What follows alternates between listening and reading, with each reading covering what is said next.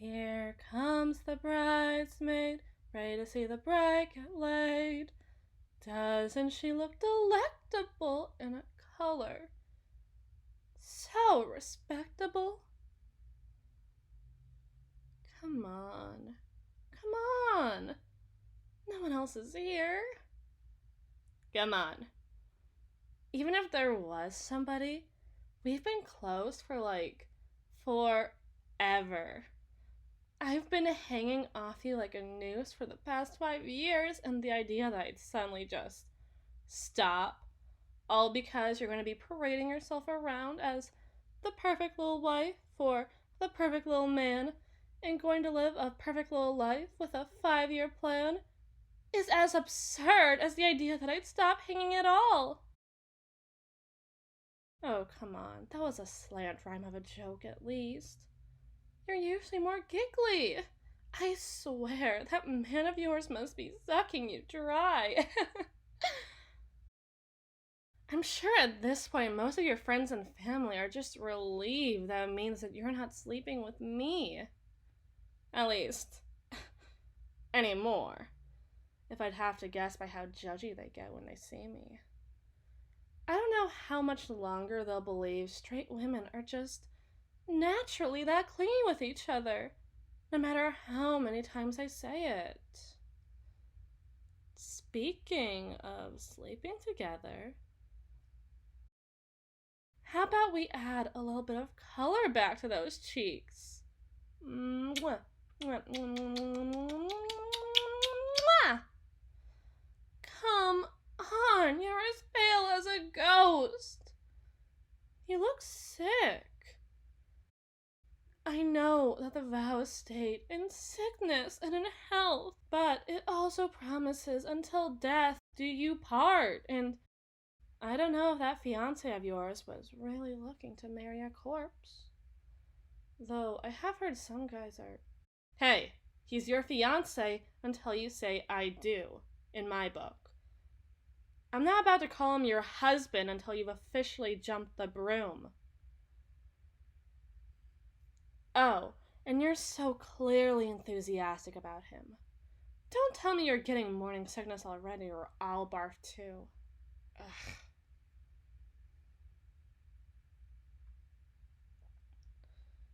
You know, it's not too late. Well, it's not. Your dear daddy boy isn't walking you down the aisle just yet.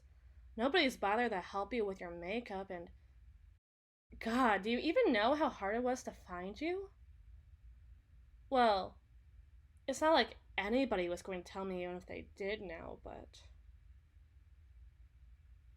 you could leave. Pull a real graduate on a lot of them and hop on the next bus out of town and find a new life for yourself. Of course not by yourself. Runaway bride needs someone to protect her fragile heart. What other honor does the maid of honor claim to uphold? It would break their hearts? Sure. But isn't yours already breaking? Aren't you already aching? Don't deny it. When the nicest thing you can usually muster about your husband is that he doesn't hurt you and he has a good job. It speaks to you living a life not of sorrow and heartbreak, but a life on flatline. Basically, no life at all. I see it draining out of you by the day. I mean, it hardly feels like you're the girl I met outside the bar all those years ago.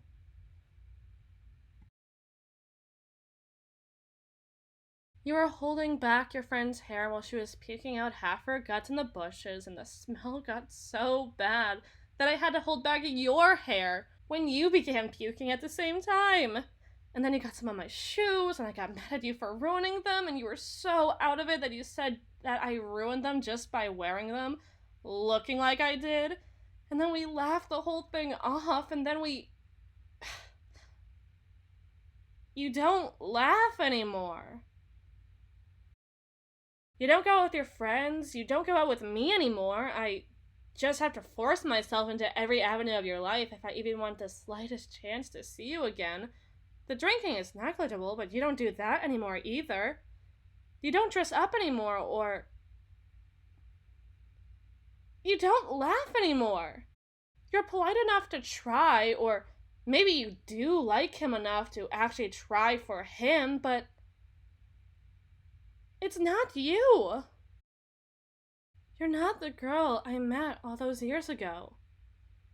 You're not the girl I knew who complained to me about the kinds of weirdos you get on dating apps. You're not even the girl I knew 6 months ago, who grinned ear to ear at the idea of being engaged and then lost a little bit more of that smile bit by bit as what was coming next really hit you. You're not that girl. And you're not going to be the woman he married either, are you? You're trying. You know that he has an idea of you that you're expected to be.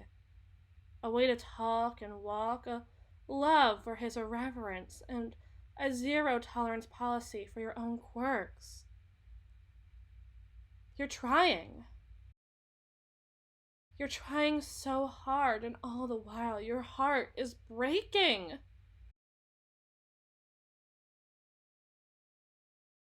Tell me that this is what you've always wanted.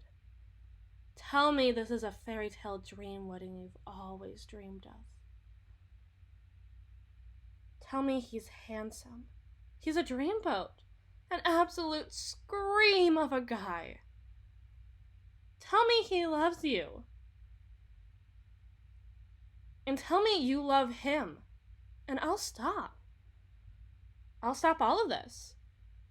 I'll stop joking that you should leave him at the altar, or that he's sucking the soul out of you, or that you really should be looking to cruise with a hot piece of ass like me, or that you're breaking your own heart if you're expecting to write this happy ending all by yourself with the ink you've been provided. I'll stop if you can tell me this. Any of it. I'll leave you to your wallowing and assume all of this is more or less wedding day jitters, and I'll hit the open bar. And I won't take a step closer to you for the rest of the day unless you breach the distance. After all, we wouldn't want your husband to think there was some unsanctioned hanky-panky before he got to legally tap that for all of time. But you can't. Can you? Can you? Can you?